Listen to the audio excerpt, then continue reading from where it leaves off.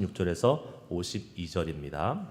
교독합니다. 사울이 이르되 우리가 밤에 블레셋 사람들의 추격하여 동틀 때까지 그들 중에서 탈취하고 한 사람도 남기지 말자. 무리가 이르되 왕의 생각에 좋은 대로 하소서 할 때에 제사장이 이르되 이리로 와서 하나님께로 나아가시이다 하매 사울이 하나님께 묻자오되 내가 블레셋 사람들을 추격하리이까 주께서 그들을 이스라엘의 손에 넘기시겠나이까 하되 그 날에 대답하지 아니하시는지라. 사울이 이르되 너희 군대의 지휘관들아 다 이리로 오라. 오늘 이 죄가 누구에게 있나 알아보자. 이스라엘을 구원하신 여호와께서 살아계심을 두고 맹세하노니 내 아들 요나단에게 있다 할지라도 반드시 죽으리라 하되 모든 백성 중 한 사람도 대답하지 아니하매 이에 그가 온 이스라엘에게 이르되 너희는 저쪽에 있으라. 나와 내 아들 요나단은 이쪽에 있으리라. 백성이 사울에게 말하되 왕의 생각에 좋은 대로 하소서 하니라. 이에 사울이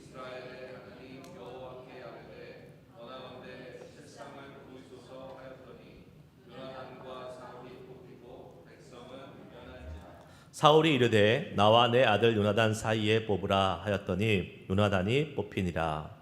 사울이 요나단에게 이르되 내가 행한 것을 내게 말하라. 요나단이 말하여 이르되 내가 다만 내 손에 가진 지팡이 끝으로 꿀을 조금 맛보았을 뿐이오나 내가 죽을 수밖에 없나이다.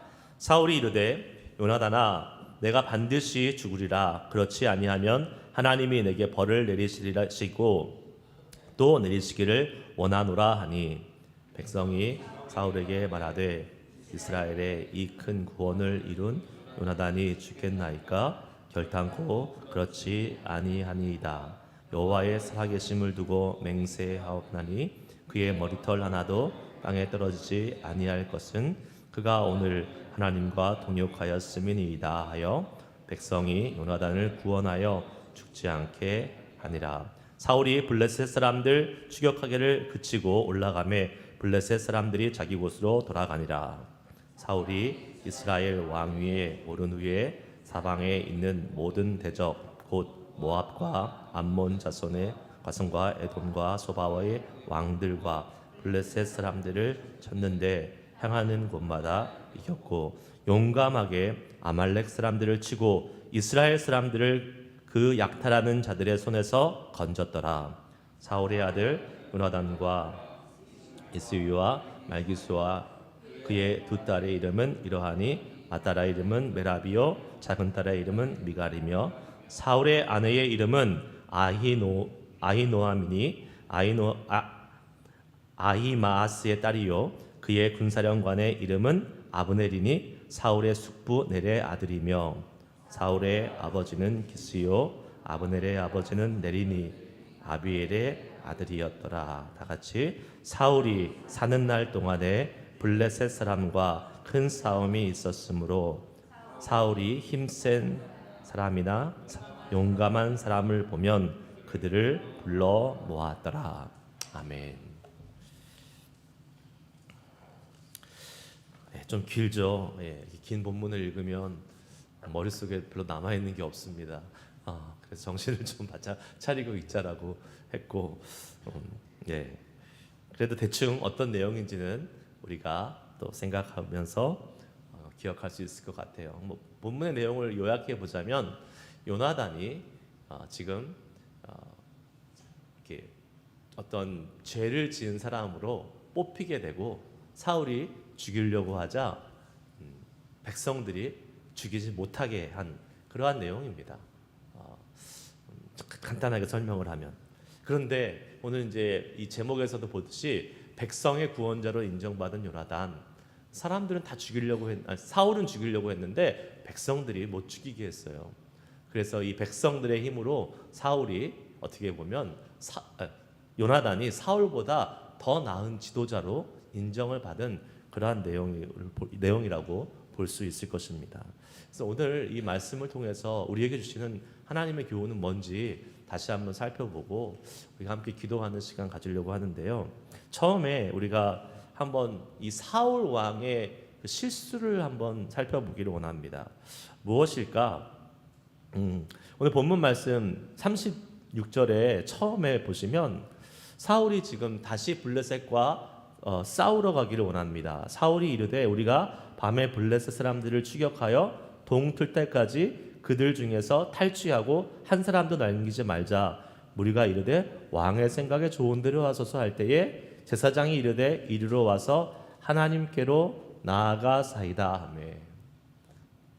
지금 블레셋과의 여전히 전쟁 중이고 전쟁이 끝나지 않은 상황에서 우리 지난 시간에 보면 또 요나단이 가서 또 이렇게 조금 막 이렇게 이기고 또 돌아오고 이런 왔다 갔다 하는 그런 전쟁 중에 있는 그러한 상황. 그런데 또 하나님께서 그 요나단을 통해서 일하셔서 블레셋 진영에서 막 서로 뭐라 그러죠? 막 서로 이렇게 아군끼리 싸우고 소동이 일어나고 그러면서 이제 이기는 전쟁에서 이겨가는 그러한 상황. 자, 이러한 상황에서 전쟁에서 이기고 있는 그 장수의 입장, 그 대장의 입장에서는 어떠한 마음이 들겠습니까? 당연히 가가지고 끝장을 보고 싶은 마음이 들지 않겠습니까? 그래서 사울 왕의 입장은 이참에 블레셋 사람들을 완전히 다 해결을 하고 그다음에 모든 물건을 탈취해서 돌아오자라고 그런 마음을 가지고 지금 다시 전열을 가다듬어서 전쟁으로 나아가려고 하는 그런 모습입니다.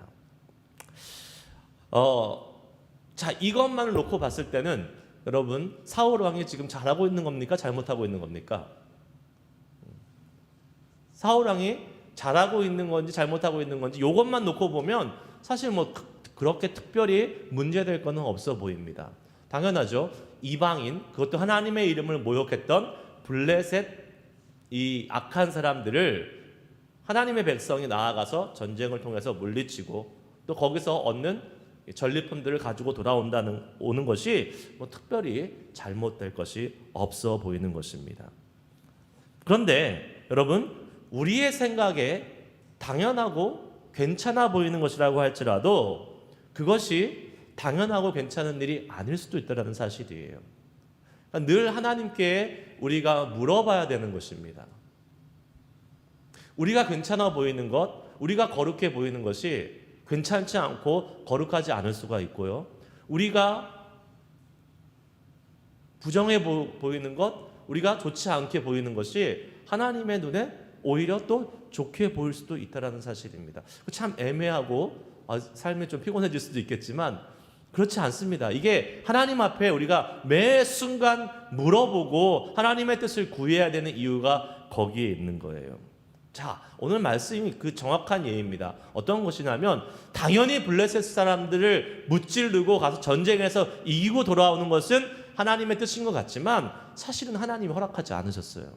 오늘 말씀을 보면 제사장이 전쟁에 나가려고 하는 이 사울을 향해서 말립니다. 말리고 하나님께 한번 물어보고 가면 어떻겠습니까? 라고 지금 이야기하고 있습니다. 그런데 하나님이 응답을 하셨다고요? 오늘 말씀에 의하면 하나님이 응답하지 않으셨다라고 나옵니다. 보통 과거 고대시대, 이 성경에 나오는 이 시대의 전쟁은 서로 신탁, 하나님의 뜻을, 신의 뜻을 받고 나아가는 것이 관례입니다. 그래서 하나님이 됐던 아니면 이방신이 됐던 섬기는 각각의 나라에서 나가기 전에 제사를 드려요. 그리고 나서 그 뜻을 따라서 나가는 겁니다. 하나님께서 하나님의 뜻이 있으면 전쟁에서 나가라라고 말씀하십니다. 구약에서 전쟁들 다 그렇게 하잖아요. 그런데 오늘 말씀은 하나님이 응답하지 않으셨다. 그 말은 뭐예요? 하나님의 뜻이 없다라는 겁니다. 전쟁에 하나님의 뜻이 없다라는 것을 의미해요. 여러분, 우리가 당연하게 보이는 주님의 일에 당연하게 보이는 주님의 일, 아까 말한 대로 여기서는 이방인을 처치하고 돌아오는, 이방인을 무찌르고 돌아오는 이 당연하게 보이는 주님의 일이라고 할 수 있죠. 그것에 사심이 들어가면 더 이상 주님의 일이 아닙니다. 자, 사울은 지금 하나님이 원하시지 않는 전쟁을 계속하려고 하고 있습니다. 하나님이 허락하시지 않은 전쟁을 계속 진행하려고 하고 있어요. 왜 그럴까요? 이유는 딱 한 가지입니다. 사심이 들어간 거예요. 자기가 왕이 됐고 왕으로서의 전쟁에서의 성과를 내서 그 왕권을 더욱더 든든하게 세워가길 원하는 사심이 들어갔어요. 그것을 하나님의 일을 이용해 가지고 그것을 지금 이루어 가려고 하는 겁니다. 이방인 하나님을 모욕하는 저 사람들을 무찔러야 돼. 진멸해야 돼. 하나님은 지금 허락하지 않으셨는데. 우리의 주님의 일에 우리의 사심이 들어가면 그것은 나의 욕심을 채우는 수단이 되어버리기 때문에 더 이상 주님의 일이 아닙니다.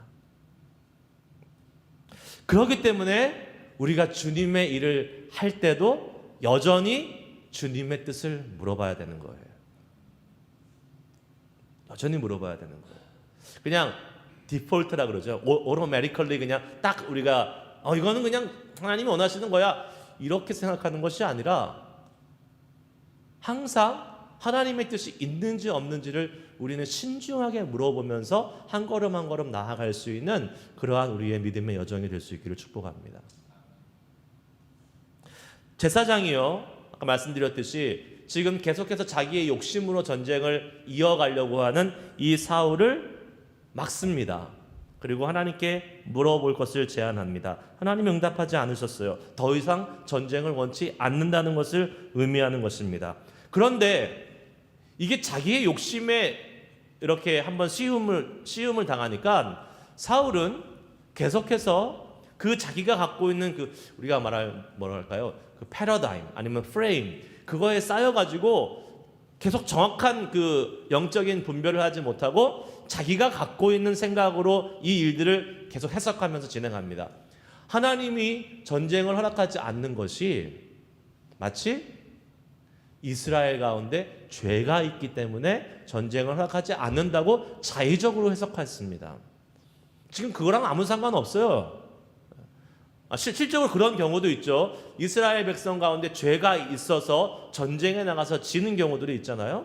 그런데 이 경우는 그게 아니었어요. 그런데 사울은 또 한 번 다시 지금 하나님의 방법으로 자기의 생각을 적용해서 그 하나님의 방법을 자기의 사심을 채우는 이용의 수단으로 지금 전락시키고 맙니다. 무엇이냐면 죄가 없었는데 죄 때문에 지금 전쟁이 이루어지지 않는 게 아니라 하나님의 뜻이 아니기 때문에 하지 말아야 될 전쟁을 죄를 찾아내서 그 죄를 통해서 자기의 전쟁의 정당성을 다시 한번 확보하려는 그러한 사울의 이 사심이 들어가 있다는 사실이에요.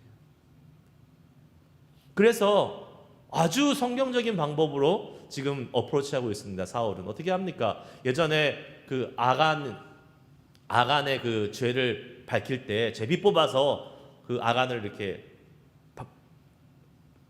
색출해 냈던 것처럼 지금 우리가 전쟁을 못하게 하는 것이 우리 가운데 죄인이 있어서 그런 거야. 심지어 내 아들 요나단이 뽑힐지라도 그 아들이 죄인으로 뽑히면 죽음을 면치 못하리라 선언하면서 제비를 뽑기 시작하는데 누가 걸려요?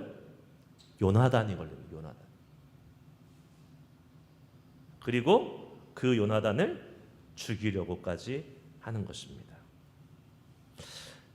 여러분 우리 어저께 본문에서도 살펴봤듯이 지금 사울은 하지도 않아도 되는 금식을 선언하면서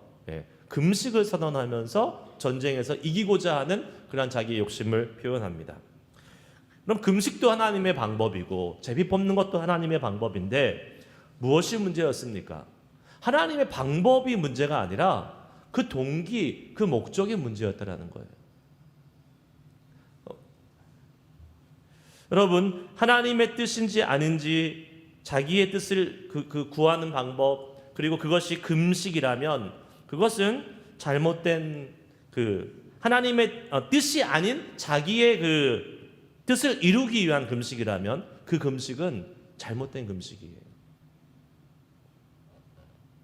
금식이나 제비뽑기나 이 모든 것이 하나님이 알려주시고 허락하시고 우리가 믿음의 사람들이 하라고 너 이렇게 이 방법으로 하나님의 뜻을 알으라고 알려주신 방법이지만 그것이 주님을 위해 사용되는 것이 아니라 오히려 우리의 자신의 욕심과 우리의 자신의 사심을 채우기 위한 방법이 되면 그때는 그것은 우리를 잘못된 길로 가는 정당성을 부여해주는 독이 될 수 있다는 사실입니다.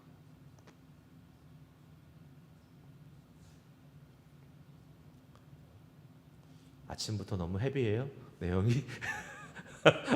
네. 근데 정말 심각하게 우리가 생각해 봐야 될 것이에요. 우리 그런 경우도 참 많이 있습니다. 금식을 할 때 나의 그 목적을 정해놔요. 그리고 하나님께 떼쓰는 거죠. 그러니까 하나님, 내가 오직 하면 금식하겠어요? 이렇게 이제 나아가는 방법이 있는 거예요. 그거 아주 잘못된 금식입니다. 네. 금식을 할 때는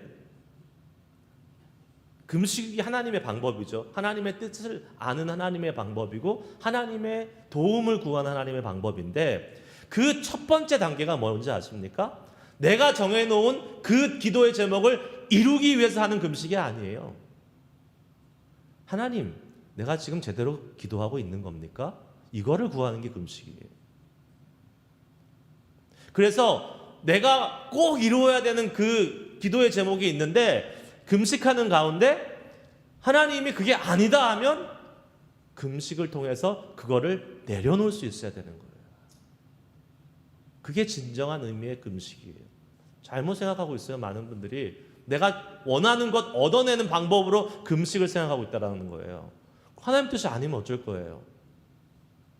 하나님 뜻이 아닌데 막 금식 100일, 막 100일을 하면 죽죠. 100일은 안 되고 금식 막 40일 막 이렇게 해요. 아무 성과가 없어요. 아무런 배만 고픈 거예요. 그냥 그거는.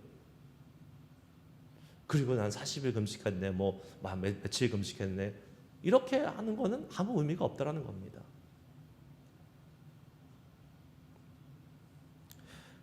다시 한번 말씀드립니다.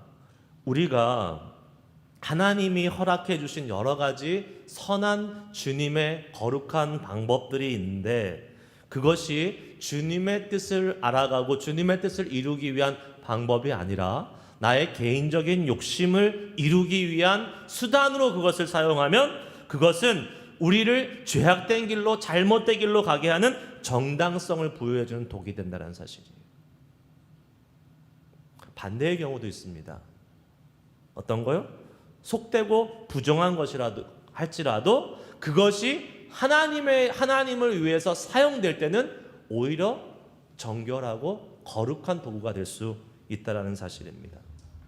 여러분, 그 사도행전에서 바울이 이방인의 집 고넬료의 집에 갈 때의 사건을 여러분들 기억하실 겁니다. 베드로는 예수님을 믿고 영접은 했고 또 하나님의 제자가 됐고 사도가 됐지만 이방인과의 그 교제를 하는 것을 꺼려했던 사람입니다. 그러니까 베드로는 복음이 유대인 안에 있기를 원했던 사람 중에 한 사람이었어요. 처음에 또 그게 맞다고 생각했고, 그래서 하나님의 그 환상을 통해서 고넬료의 집, 이방인의 집에 가서 교제하고 그들과 함께 복음을 나누라고 했을 때에 베드로는 거부합니다.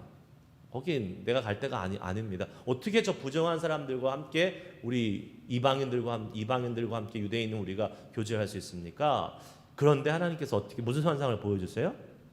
무슨 환상 보여주세요? 부정한 음식을 하나님이 다 주시면서 먹으라라고 합니다. 먹으라. 그 절대로 하면 안 되는 거잖아요. 유대의 율법상 거룩한 음식이 있고 부정한 음식이 있는데 그 부정한 음식은 절대 먹으면 안 되는 거잖아요. 유대인으로서는. 근데 하나님 먹으라 그래요. 그러면서 하나님이 뭐라고 말씀하십니까? 베드로가 이렇게 처음에 얘기해요. 한번 같이 읽어볼까요? 시작. 베드로가 이르되 주여 그럴 수 없나이다. 속되고 깨끗하지 아니한 것을 내가 결코 먹지 아니하였나이다 한데, 또 두 번째 소리가 있으되 하나님께서 깨끗하게 하신 것을 내가 속되다 하지 말라 하더라. 아멘. 하나님의 방법이 사람의 욕심으로 사용되면 부정한 것이 되고, 사람들이 부정하다고 정해놓은 것이라고 하더라도 하나님이 사용하시면 거룩한 도구가 될 수 있는 거예요. 내가 하나님께 하는 경건의 모습들 뭐가 있을까요? 말씀을 읽고 기도를 하고 예배를 드리고 봉사를 하고 선교를 나가고 전도를 하고, 이러한 것들이 내 개인적인 목적과 뜻을 욕심을 이루기 위한 수단이 되어버리면 그것은 그러한 경건의 수단과 방법과 훈련은 하나님을 섬기는 것이 아닌 내가 만들어낸 우상을 세우는 수단이 되는 것입니다. 그러니까 행위가 중요한 게 아니에요. 말씀을 읽는 게 중요한 게 아니에요. 기도를 하는 게 중요한 게 아니에요. 거기에 동기와 목적과 이유가 중요한 겁니다. 나는 왜 말씀을 보고 있는가? 나는 왜 이 아침, 토요일 아침에 잠잘 수 있는데 이 아침에 와서 왜 예배하고 있는가? 예배하는 거는 좋은 거잖아요. 그런데 이 예배하러 나온 내 마음속에 내 욕심이 가득해요. 나의 사심이 가득해. 그리고 와서 이 시간 예배하고 있으면 그거는 이 예배가 오히려 나를 잘못된 길로 가게 하는 그러한 방법이 되어버린다는 거예요. 그러니까 늘 우리를 점검해야 돼요. 그러니까 나의 욕심, 나의 생각, 나의 뜻이 아니라 주님의 뜻을 위해서 이 모든 것을 해나갈 수 있는 그러한 우리가 돼야지, 그러한 여러 가지 경건의 방법과 우리가 해나가는 신앙의 훈련과 이러한 과정들이 다 하나님께서 허락하신 거룩한 방법이 될 수 있다는 겁니다. 그거 꼭 우리가 기억해야 돼요.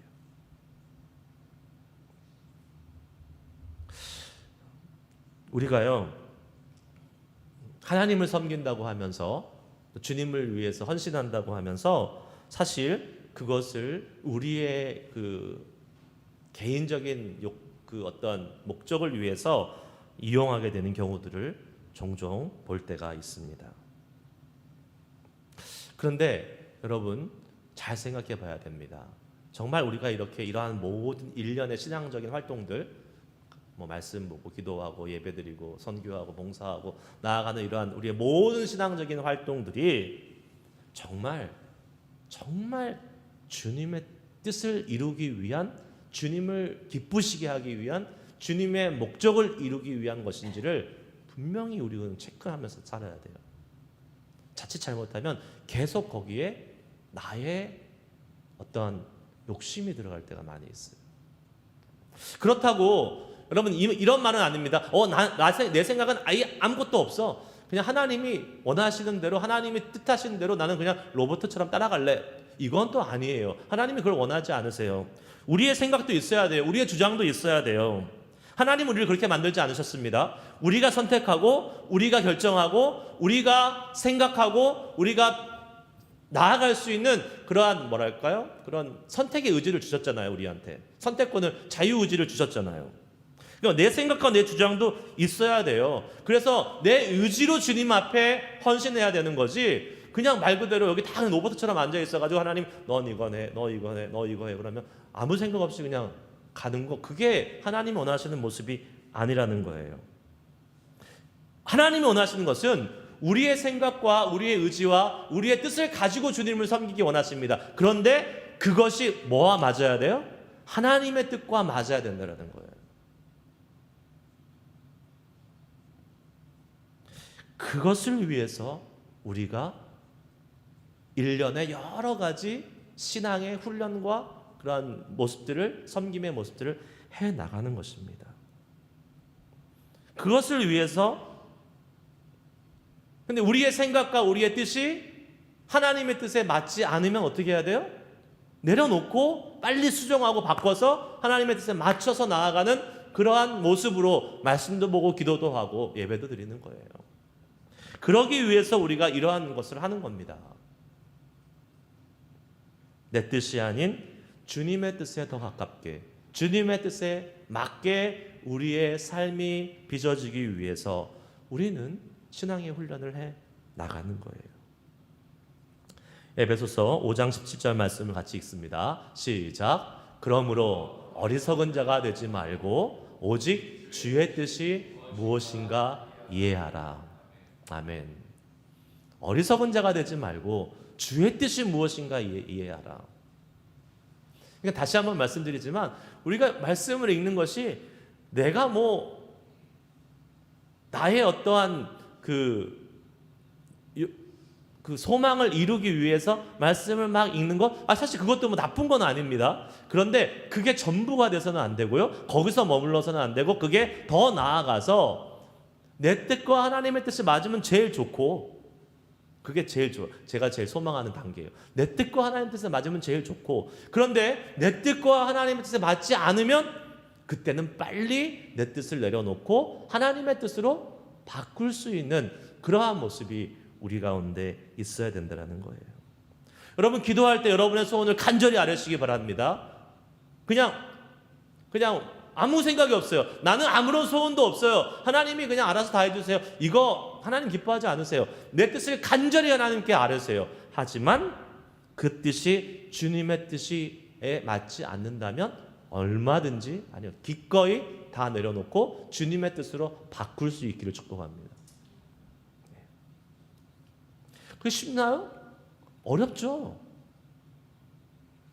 그냥 내 뜻을 막 여태까지 하나님한테 구했는데 갑자기 하나님의 뜻은 이거라는 걸 깨달았어요. 그게 한순간에 확 내려놔질까요? 아니요. 그거 되게 어렵습니다.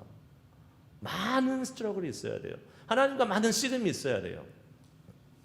그래서 그 과정을 통해서 점점점 나의 뜻이 약해지고 하나님의 뜻이 점점점 강해지면서 어느 순간에 주님의 뜻이 내 뜻으로 완전히 바뀌는 그 시간들을 우리가 경험해 가면서 살아가는 그러한 믿음의 삶을 살아가야 될 줄 믿습니다.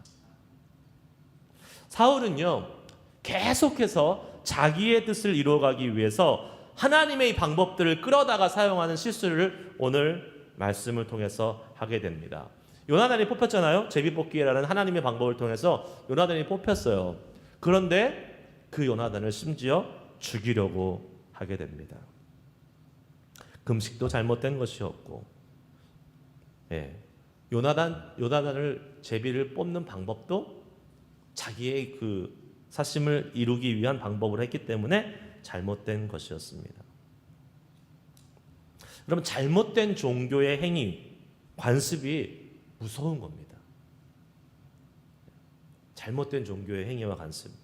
인간의 개인적인 뜻과 욕심에 의해서 사용되는 종교는 이렇게 사울과 같은 모습으로 나타날 수 있다는 거예요.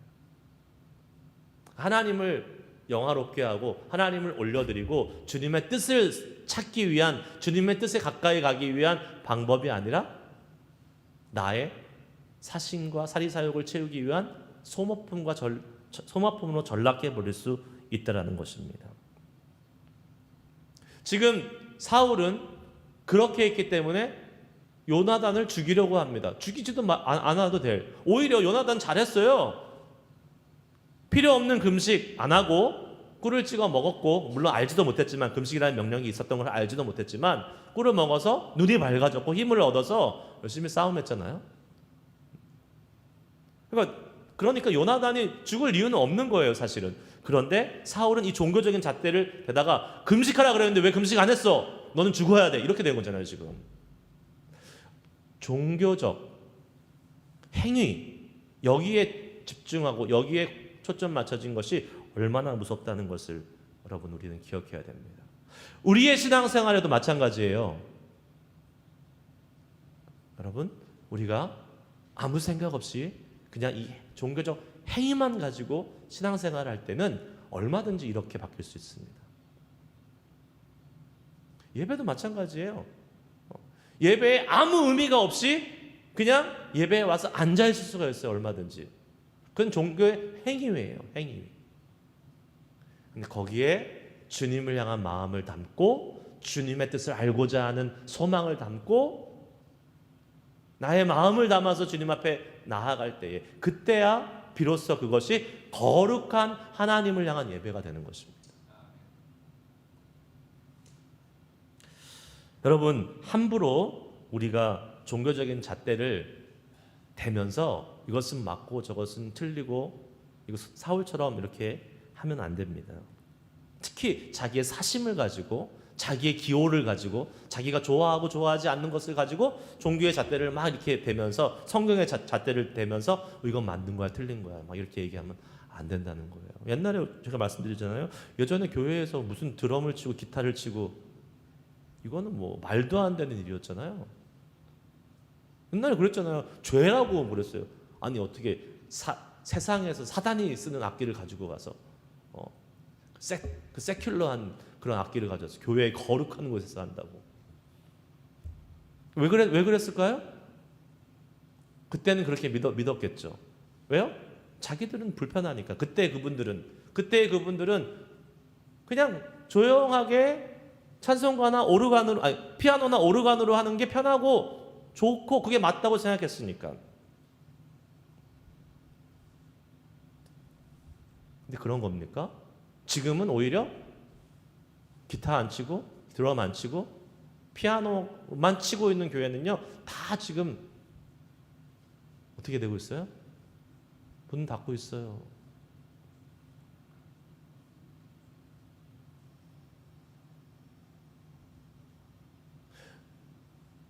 여러분 우리가 함부로 판단하지 말아야 된다는 거예요. 특히 내가 갖고 있는 나의 기호로 내가 좋아하는 것, 내가 맞다고 생각하는 것, 그거 가지고 어떠한 일어나는 일련의 현상들을 마치 내가 정의의 사도처럼 말씀을 가지고 막 판단해 버린다? 그거 되게 위험한 겁니다.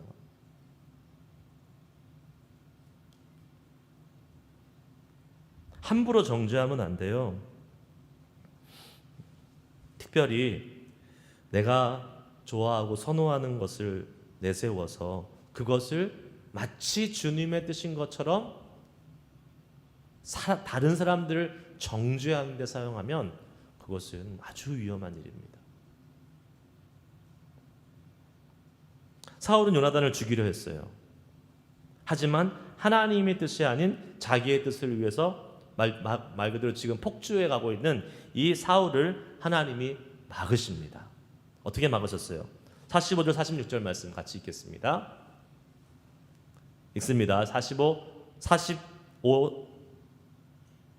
45인가요? 예, 44, 45 읽습니다. 시작. 사울이 이르되 요나단아 내가 반드시 죽으리라. 그렇지 않으면 하나님이 내게 벌을 내리시고 또 내리시기를 원하노라 하니 백성이 사울에게 말하되 이스라엘의 이 큰 구원을 이룬 요나단이 죽겠나이까 결탄코 그렇지 아니하느니이다. 여호와의 살아계심을 두고 맹세하옵나니 그의 머리털 하나도 땅에 떨어지지 아니할 것은 그가 오늘 하나님과 동역하였음이니이다 하여 백성이 요나단을 구원하여 죽지 않게 하니라. 아멘. 처음에 분명히 백성들이요 이 사울이 오늘 본문 말씀에도 두 번이나 왕의 뜻대로 하십시오. 왕이 좋은 대로 하십시오. 전쟁에 나갈까? 그러니까 왕의 좋은 뜻대로 하십시오. 이렇게 이야기하고 또 뭐 이렇게 누가 죄가 있는지 뽑을까? 그냥 왕의 좋은 뜻대로 하십시오. 다 동의해 줬어요. 그런데 결정적인 순간에 백성들이 가로막습니다. 요나단을 죽이려고 하자 이렇게 얘기해요. 이 큰 구원을 이룬 요나단을 죽이겠나이까? 백성들은 알고 있었던 거예요. 요나단이 잘못이 없고 오히려 요나단이 제대로 된 하나님의 일을 감당하고 있다는 사실을 알았습니다. 이 사울은요 어떻게 보면 백성들로부터 신임을 이제 벌써 잃은 거죠. 잃은 거예요. 자기 마음대로 하니까 갑자기 뭐 금식을 하라지 않나, 갑자기 하나님이 허락하지도 않으셨는데 전쟁에 싸움을 하려고 하지도 않나, 그 원인을 엉뚱한 데서 찾지를 않나. 여러분 백성들이 우둔한 것 같지만 그렇지 않습니다. 매 눈으로 다 보고 있어요. 참아주는 거죠 사실은. 참아주다가 결정적인 순간에 이 사람들이 일어나는 겁니다. 역사를 보세요. 한국의 역사도 우리 조국의 역사도 비슷하잖아요. 백성들이 뭐 바보입니까? 참는 거죠. 이따가 도저히 못 참겠다 싶을 때는 일어나잖아요. 일어나서 그 정권을 심판하는 거예요. 우리가 항상 기억해야 될 것, 특별히 리더의 위치에 있는, 그 리더십에 있는 사람들이 기억해야 될 것은, 그 리더십의 권력은 어디서 나오느냐? 백성, 자기를 지지해주는 사람들로부터 나오는 거예요. 그것이 없으면 끝이에요. 왕이 백성이 없으면 무슨 왕입니까? 대통령이 국민이 없으면 무슨 왕이에요? 그것을 기억해야 된다는 거예요. 근데 그것을 참 일단 그 자리에 올라가면 많이 잊어버리는 것 같아요. 권력이란 그 권력을 주는 사람이 있어야지 가능한 것이고, 세상에 인기란 그 인기를 주는 사람이 있어야지 유명한 스타가 되는 것이죠.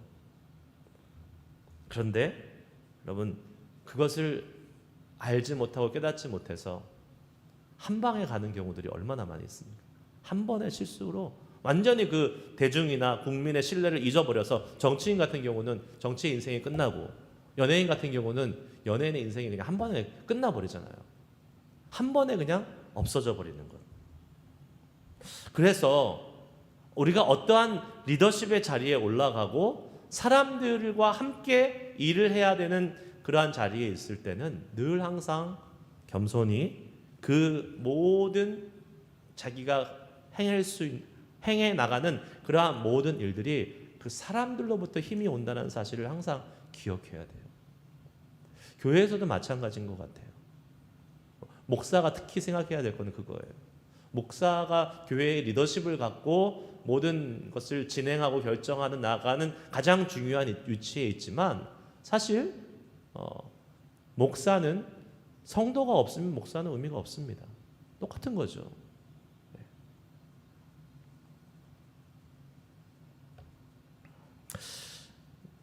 지금 사울은 백성들의 신임을 잃었어요. 오히려 지금 누구를 인정하고 있어요? 백성의 구원자로 요나단을 인정하고 있어요. 이것이야말로 가장 비극적인 일입니다.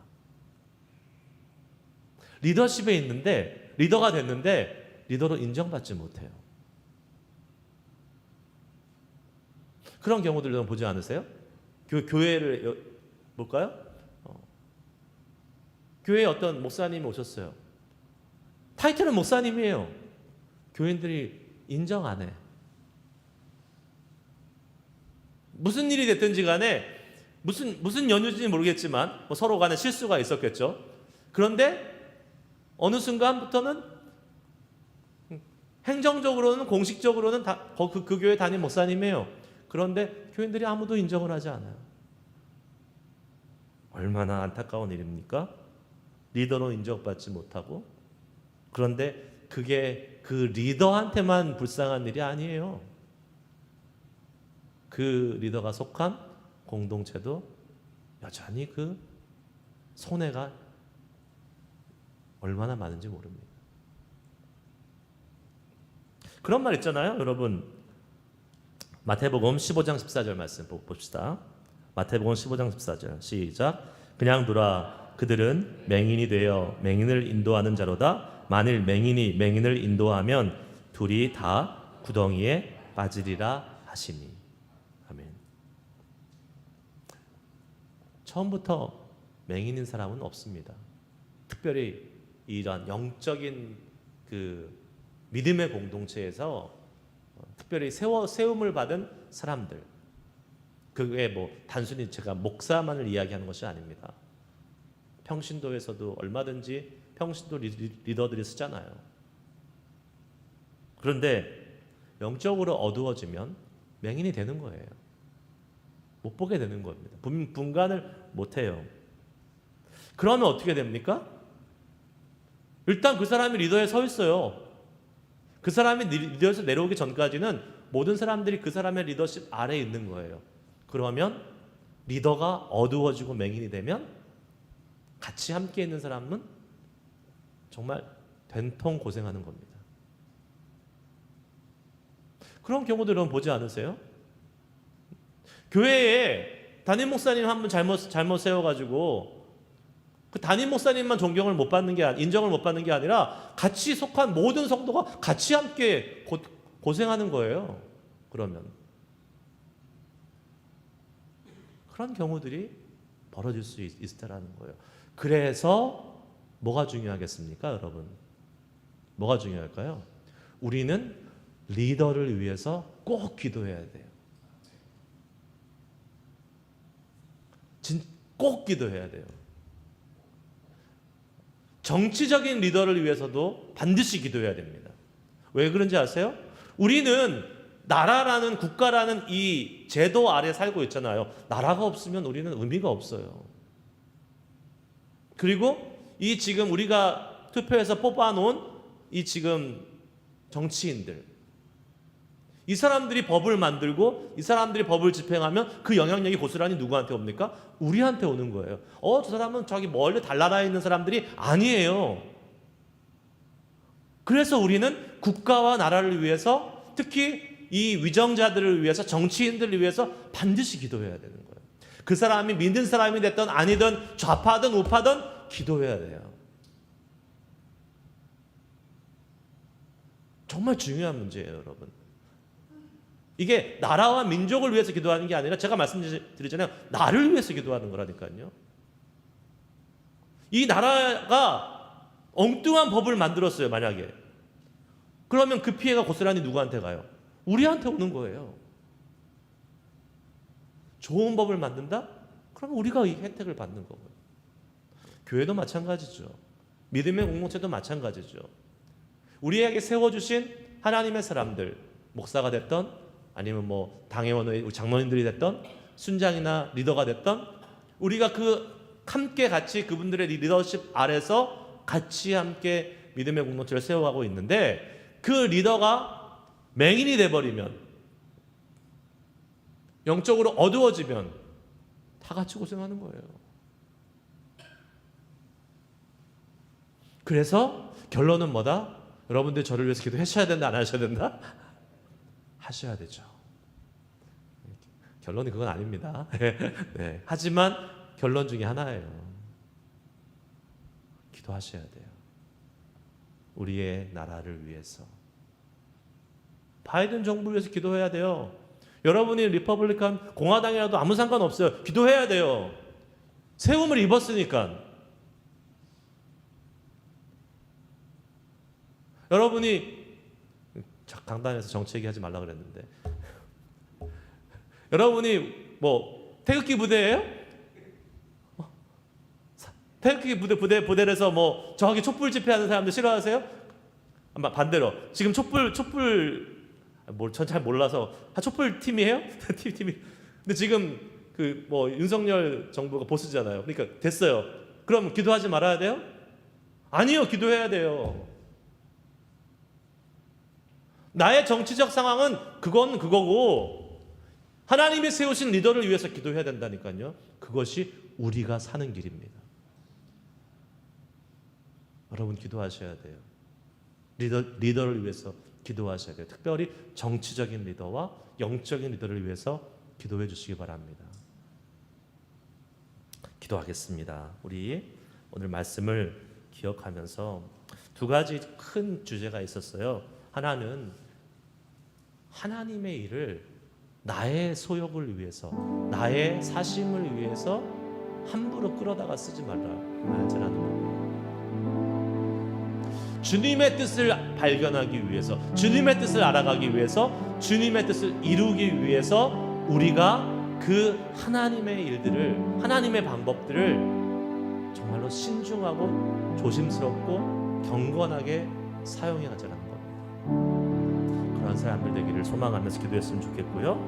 또 우리 리더들을 위해서 함께 기도할 수 있으면 좋을 것 같습니다.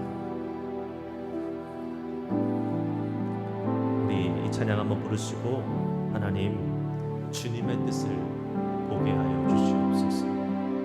나의 뜻, 나의 생각 다 내려놓고 내가 섬기는 것, 내가 예배하는 것, 내가 기도하는 것, 내가 어떤 신앙의 훈련을 하는 것이 내 좋아하는 것, 나 좋아하는 것이 아닌 주님이 좋아하시는 것, 주님이 기뻐하시는 것, 그것을 위해서 나아갈 수 있는 우리들 되게 주님 인도하여 주시옵소서. 소망하며 찬양하시고 함께 오늘 말씀에 반응하면서 기도하겠습니다. 주님을 보게 하소서.